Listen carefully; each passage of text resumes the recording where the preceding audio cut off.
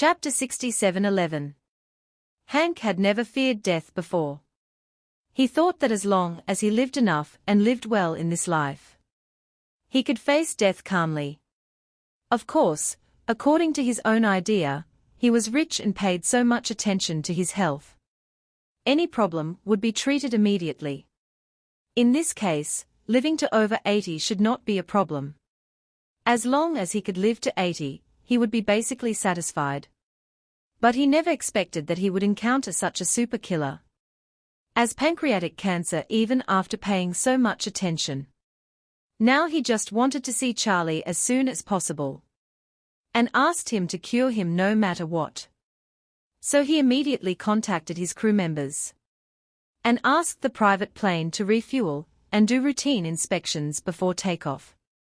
He also left the hospital immediately and drove to the airport. Hank had never been so busy in his life. He just flew to China 2 days ago and flew back overnight yesterday. He did a few hours of inspection after landing and had to fly back again. He also calculated the time.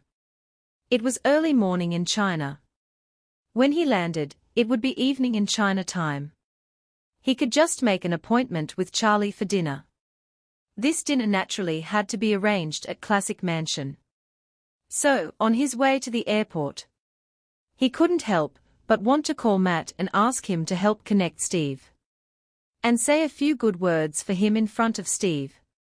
But when he thought that it was early morning in China, it was no problem to call Matt, but Steve must not have gotten up yet. If he really bothered him now, he might scold him. So he decided to get on the plane first and wait for the plane to fly for 3 or 4 hours. And when it was morning in Ores Hill, he would use the satellite phone on the plane to talk to Matt. More than an hour later, his private plane took off from New York's Kennedy Airport in the morning glow. Fortunately, he was relatively rich, and his private plane had a direct flight to Ores Hill. Otherwise, it would take more than 16 hours to arrive after landing and refueling. Hank didn't sleep all night, and it was already early morning. But he still didn't feel sleepy. Well, it is not just him. Anyone in this situation couldn't sleep. But even though he couldn't sleep, his body was extremely tired. And even his eyelids were constantly fighting. He tried to close his eyes to rest for a while. But when he closed his eyes, he felt as if there was a cancer cell running around in his body. He felt very desperate and helpless. After the plane began to cruise over the ocean, he couldn't help but pick up the phone and call Matt. At this time, Matt was enjoying breakfast in the hotel room. He was lying down now. Living here gave him an unprecedented sense of security. Some time ago, when the voices of public criticism were the most intense, he couldn't sleep well at all, always worried about being assassinated. Later, he dared not sleep even when he was sitting in a private plane and flying in the sky. Recently, the private planes have been in various problems, hitting this and that, and he was afraid that his plane would hit something while flying, and he would die. In that case, it really fulfilled an old saying that there would be no place to bury the body. Chapter 67:12. However, since he came here with Steve, he would fall asleep as soon as he got into bed and stuck to the pillow every night. And he was guaranteed to sleep until dawn. The quality of sleep can be said to be as good as it can be. Eating breakfast in a happy mood, he planned to relax a little today and try to exercise in the hotel gym and use the swimming pool. He thought there would be no safety issues. After adapting to the environment of the hotel, he could go to the streets of Ores Hill by himself. At that moment, his phone suddenly rang. It was a number he had never seen before. When he answered the phone, he heard Hank's voice. "Matt, please talk to Mr. Steve for me. I want to invite Mr. Wade to have dinner together tonight." In the past, he was just a MP who provided Hank with various stimulating services. Just like an ancient madam. At that time, Hank didn't regard him as a friend at all, but just as his dog. But now he won't indulge Hank. He is now a running dog beside Mr. Steve. So, he said lazily, Hank, can you make an appointment with Mr. Wade whenever he wants? Steve is the second in command of the Rothschild family. Can you pass on a message whenever you want? You are too proud of yourself. Hank cursed, Matt, how dare you talk to me like that? Don't forget that you are just a dog raised by us with money. Matt smiled and said disdainfully. That's really embarrassing, Hank, I'm not your dog now. I'm Mr. Rothschild's dog, and even more so Mr. Wade's dog. Do you really think I'm afraid of you? Hank didn't expect him to dare to talk to him like that. And he was immediately furious. But when he was about to start cursing, he suddenly realized a problem. Matt's grandson has now been reborn. And he has nothing to threaten him with. On the contrary, if he wants to make an appointment with Charlie through Steve now, he really has to beg him to do it. After a moment of silence, he could only smile and say, Matt, we are all friends, don't talk so distantly. What are you afraid of? You are definitely not afraid of me. On the contrary, I have to ask you for help. Matt felt much better when he saw Hank was so sensible. He actually knew very well that if this guy really wanted to see Charlie for something, he would not be able to suppress it. So, he decisively stopped and asked him, Didn't you just return to the United States yesterday? Why are you inviting Mr. Wade to dinner tonight? Didn't you leave? Went. Hank sighed and said, I am coming back. On the plane now. I have something important to see Mr. Wade about. Matt asked in surprise, FCUK, could it be that what Mr. Wade said was right? Did you really get pancreatic cancer? Hank said depressedly, Don't mention it, Mr. Wade is really something. He told me to be impotent, so I am impotent. He said I have pancreatic cancer, so I really have pancreatic cancer. The doctor said that I have a 10% chance of living for more than 5 years. I have changed my mind and decided to follow Mr. Wade forever. Matt exclaimed, I once heard Mr. Rothschild and Mr. Hong of Classic Mansion talk about Mr. Wade.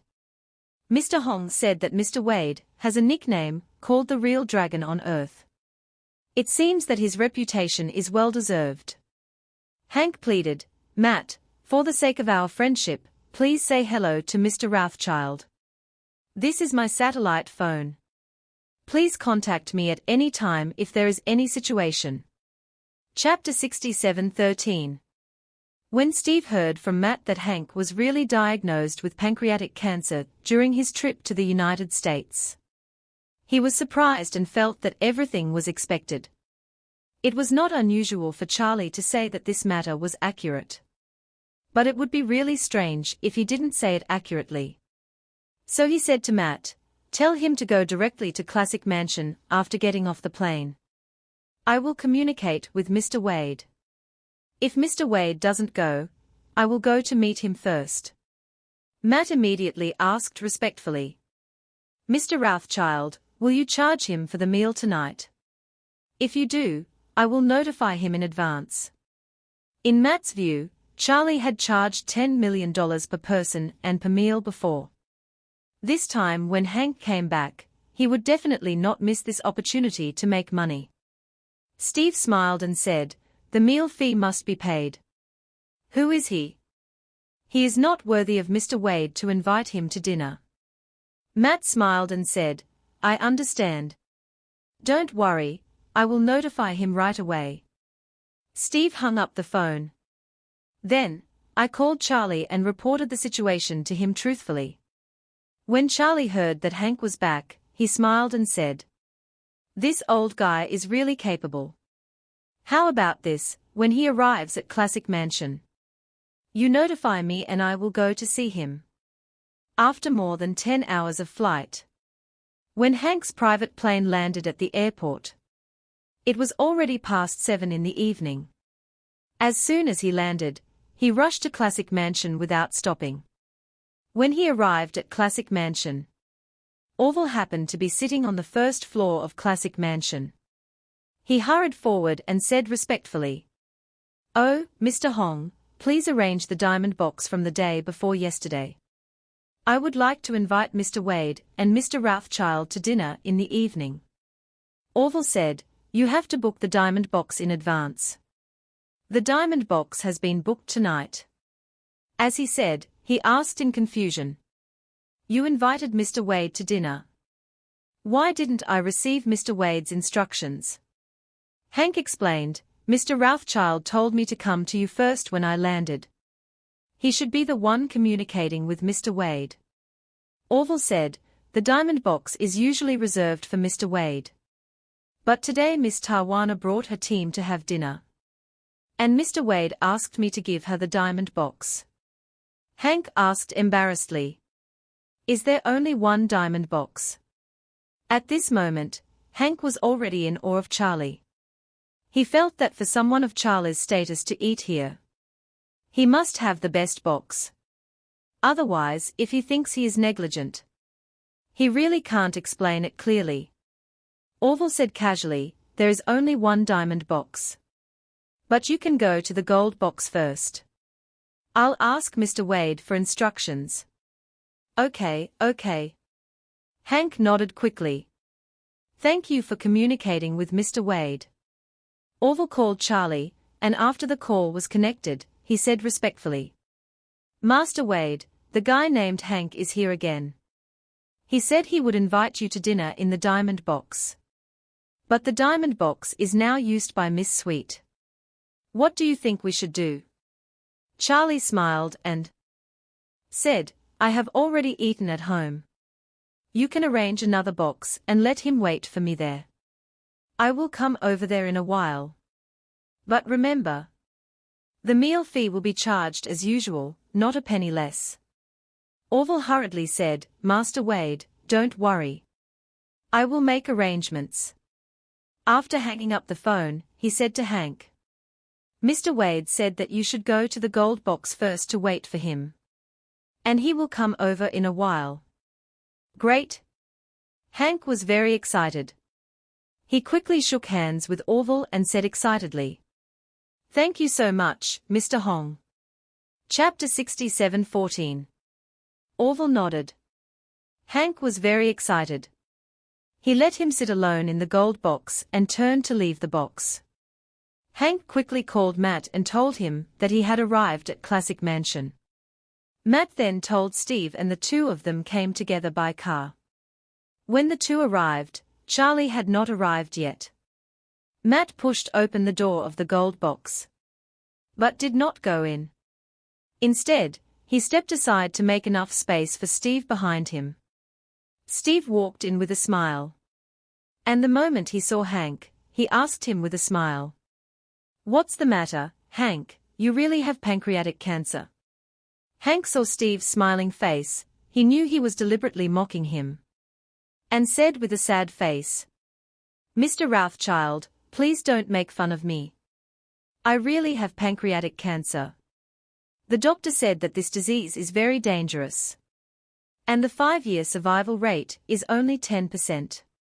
Steve smiled and said, 10% is okay. For someone like you, 10% is a lot." Hank's old face turned red, and he smiled awkwardly. "Mr. Rothschild, you are joking. Although I am a piece of shit, I also want to live a few more years."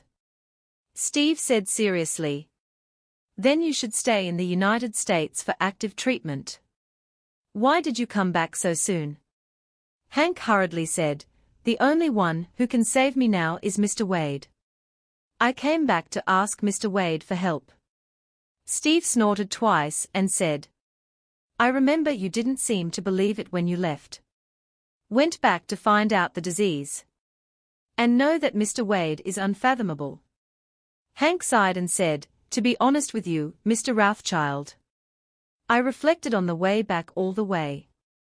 I found that I knew very little about this world. And I lacked awe for the magic of the East. I have made up my mind this time. In the future, I will only follow Mr. Wade's lead. If Mr. Wade can make me recover, I will settle in China for a long time like Matt in the future and serve Mr. Wade wholeheartedly. At this time, the door was pushed open, and Charlie walked in with a smile, teasing. Hank, if you stay in our country for a long time, with the actions that you commit, you will be in jail for life. Hank saw Charlie coming in, and he stood up excitedly, walked around the huge dining table, and quickly came to Charlie. He knelt on the ground with a plop and begged. Mr. Wade. I wish you could save my life, Mr. Wade. Charlie asked him, what? Has pancreatic cancer been diagnosed? It's confirmed. Hank said quickly, I checked my CA 199, and the value soared to more than 600. The scan found that there is indeed a lesion in my pancreas. The situation is not optimistic. After that, he cried and said, Mr. Wade, you are the only one in this world who can save me.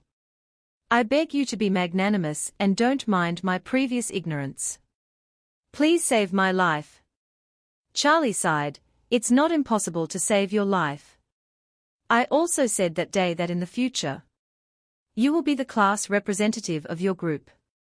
As a class representative, I will definitely give you some benefits. When Hank heard this, he excitedly kowtowed to Charlie, immediately muttering, Thank you, Mr. Wade. Thank you, so much. Charlie waved his hands, Don't be so happy. I can save you, but there is a prerequisite. Hank asked hurriedly. Just tell me what the condition is, Mr. Wade. Charlie said, The money you need to cash out before must be settled as soon as possible. When the money is in place, I will help you solve your pancreatic problem. Hank blurted out, It will be in place soon, today, and tonight. Charlie hummed and continued. As for your life, there is no problem. But when it comes to saving your life and restoring your ability in that area, you can only choose one. Chapter 67:15. Charlie's words were like a wake-up call, making Hank want to cry without tears. He never thought that Charlie would be waiting for him here. He thought that Charlie could save him completely and give him a chance to be a dog by his side. But now, Charlie asked him to choose between staying alive and having that ability. He was unwilling to choose either of these two options. So, he quickly begged, Mr. Wade, I beg you to give me a chance to turn over a new leaf and become a new person. I want to serve you like a dog and a horse. And I don't want to be a waste who doesn't even have that ability and is depressed all day long. Although I can survive in that way, I'm afraid it will be difficult for me to create any value while I'm alive. Then he said, And didn't you say that this is a reward for me as a class representative? Why are you asking me to choose one of the two now? Charlie smiled and said, You really have a lot of problems. Have you thought about it? What is the reward I give you? Hank blurted out. It must be to solve my pancreatic cancer problem. No, no, no. Charlie waved his hand. The reward I give you is to remind you that there is a problem with your pancreas, so that you don't find it too late and miss the best treatment period. Reminder, treatment, and cure are three different things. Just like when you go to the hospital. The hospital helps you check pancreatic cancer, but they have no obligation to treat you unless you pay enough medical expenses or have complete medical insurance. Moreover, even if they treat you, they will not promise to cure you, right? Hank looked dazed. He knew that Charlie was playing a trick on him, but he also knew that Charlie was telling the truth. No matter how good the cancer hospital is, it is impossible to cure pancreatic cancer. He thought of the dozen so-called brothers and asked quickly, Mr. Wade, if the others have paid the money, will you help them recover their abilities in that area? Of course. Charlie said very seriously, I always keep my word. If they pay the money, I will definitely restore them to their original state. Hank blurted out with a sad face. Ah? Doesn't that mean I'm the only one with impotence? Mr. Wade, I'm their leader and their guiding light. If I don't have that ability, they will be leaderless. It's better to let them be like me. Charlie smiled and said, then there's nothing we can do. Who told them that they don't have pancreatic cancer? I just said that I keep my word.